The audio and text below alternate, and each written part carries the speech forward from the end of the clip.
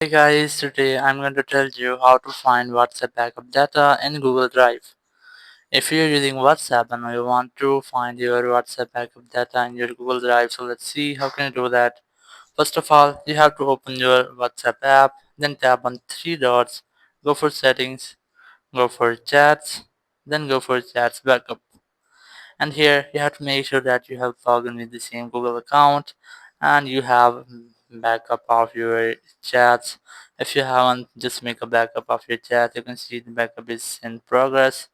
So after completing, you just have to go back, open your Play Store, and here just look for Google Drive app. If you have installed, so you can easily get it in your phone, just go for Google Drive.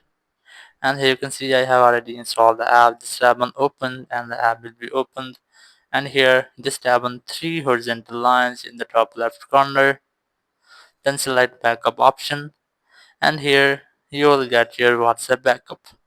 So that's how you can easily find your WhatsApp backup data in Google Drive. Thank you very much for watching the video.